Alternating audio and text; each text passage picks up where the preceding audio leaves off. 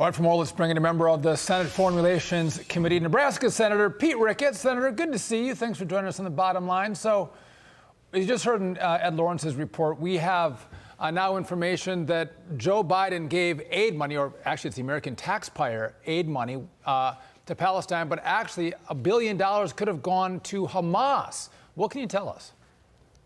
Well, first of all, this is just a demonstration of how naive and stupid the Biden administration is. They think by throwing money at these problems, we're going to make terrorist organizations like Hamas or Iran our friends. And in fact, that press conference you had with Senator Blackburn was about our announcement to get permanently blocked the $6 billion that the Biden administration was trying to allow Iran to access. And this is one of the things we must understand. Hamas is a terrorist organization. They control Gaza. Israel, our closest ally in the Middle East, is at war with Hamas. They should receive no resources that would help them as long as this war is going on. When Hamas surrenders and is destroyed, then you can go back in and rebuild Gaza. But right now, if you give aid to Gaza, you are aiding a terrorist organization. So whether they stole the money in the past or not is irrelevant at this point. We need to cut off all the resources, all the money that is going into Gaza. And Senator, that's the problem that reasonable people, non-stupid individuals have had with the tens of billions of dollars flowing to Iran since Joe Biden took office. Not the $6 billion, but particularly the oil revenue that has flowed into Iran's coffers, #1 state sponsor of terrorism, because of the lax sanctions enforcement. And mentioning the permanently freezing the $6 billion to Iran, that initiative by Republicans in the Senate, the Revoke Iranian Funding Act, also focuses on targeting other Iranian assets by forcing the Treasury Department to study all high-value Iranian assets around the globe. Why wasn't this done sooner, before it took clearly an Iranian-backed Hamas terror organization to murder innocent women, children, and families? Well, it goes back to the failed policy of Joe Biden, which is to appease Iran.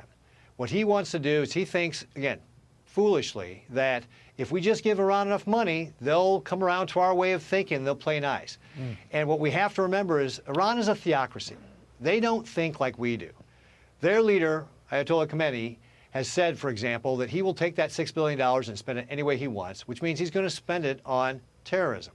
It's not that hard to figure out, right? If you were going to spend $60 on groceries, and I just give you $60 to spend on groceries, you're going to go spend that money you were going to spend on groceries on anything else, because that's the way money works. And Iran, we know, is the largest state sponsor of terrorism in the world. And it's foolish to think they can come around. They have nothing but contempt for us. They've been playing us, especially if you believe the Wall Street Journal report that they were planning this attack with Hamas. At the same time, they were doing this secret negotiation to get the $6 billion unfrozen. This has got to stop. We have to take a hard line with Iran, which means freezing everything we can get our hands on to be able to choke off all this money that's flowing to terrorism. So I want to pivot, but not too far, Senator, because Jack Lew, President Biden's nominee for ambassador to Israel, he's set to testify in front of the Senate Foreign Relations Committee on Wednesday for a confirmation hearing. You've previously expressed concerns over Lew's positions on Iran. And so, as we've talked about here, one, Joe Biden on freezing $6 billion. As Dagan mentioned, the allowance of sales of Iranian oil to places like China. But this is really about back when Jack Lew was the Secretary of the Treasury. He helped facilitate a $1.7 billion transfer to Iran, and it was in hard, cold cash, pallets of cash, that they actually flew to Iran. Should Jack Lew be the ambassador to Israel with that kind of record, cozying up to Iran? Well, that is the question, isn't it? Why is this man even up to be the ambassador to Israel when he is helping to facilitate a country like Iran get money, which we already just talked about, largest state sponsor of terrorism? And oh, by the way, Iran's goal is to wipe Israel off the map. What a slap in the face to Israel to have somebody like a Jack Lew be the ambassador to Israel when he is one of the people that has helped them get their nuclear program rolling. I mean, it's just absolutely crazy. It just gets back to, you have to ask yourself, what is the Biden administration thinking? Well, I've said it before, the only thing worse than a moron is a dangerous moron, Senator. What can you tell us about any investigations into the Iran envoy, Robert Malley, who's been on leave because of some security issues since June of this year? Because some have heavy-duty reporting going on that there was essentially an Iranian spy ring that was being run in Washington. And there's so many details that the American people and certainly the people of Israel and the victims of Hamas terrorism deserve to know about who was the Iranian envoy for the United States. You're absolutely right. The American people deserve to know what happened here with O'Malley. And this is one of the things that my colleagues have been trying to get some answers on and getting stonewalled. For example, Marco Rubio has been leading the charge in many cases on these things.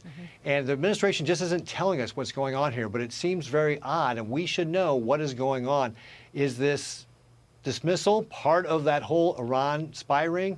Or what is going on? How do these people even get security clearances in the first place? And I know that one did get rejected eventually, but this is just part of the naivete of the Biden administration to think that somehow if you play nice with Iran, we'll be able to work it out. That is not who they are. This is a country that is opposed to us. They chant death to America, they chant death to Israel, and like all dictatorial regimes, authoritarian regimes, we should believe them when they say that. They want to destroy us and they want to destroy Israel. You cannot play nice with them. You can't give them enough money. There's not enough money in the world for them to change their religious beliefs that they should destroy us. Again, it's a theocracy. Ayatollah Khamenei believes this in his heart, that he is supposed to destroy us. There is no way that we can bring them around to our point of view. Senator Pete Ricketts, always a pleasure seeing you. Thanks for joining us on The Bottom Line. We appreciate it. Keep up the good work. Great. Thanks for having me. Yeah.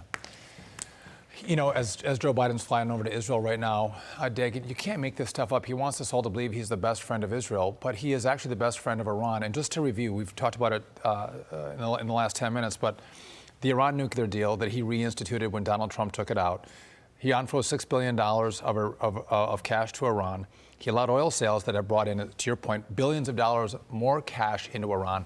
But you go back to when Joe Biden was the vice president and he and Barack Obama allowed a payment of $1.7 billion to Iran, and they actually paid it in pallets of cash. I was on the Financial Services Committee at that time, and we were outraged by it. Tried to get information from Jack Lew himself, the nominee to be the ambassador to Israel. Stonewalled us, lied to us, dishonest. There's no way that man should be the ambassador to Israel. Joe Biden should nominate somebody else. That payment was part of them negotiating the nuclear deal.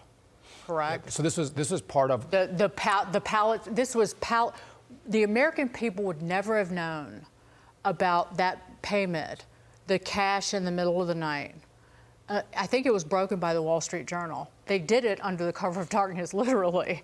Right. I don't even think Congress knew about it until the Wall Street Journal broke the story. Now, they would argue that this was money before the Ayatollah took over in Iran, and it was for an arms sale to Iran. Then they had the transition of power. The arms didn't come, and so they wanted the money back. But Barack Obama and Joe Biden decided to pay a very hefty interest rate on the alleged money that the U.S. owed Iran. The money should have never gone, hard, cold cash. And again, this administration, Joe Biden and his predecessor, have a long history of funding Iran, which is why they have the power, the resources, and the armaments to fund Hamas and Hezbollah to attack Israel. This is why President Trump shut down these UN payments, because they were going into the hands of terrorists.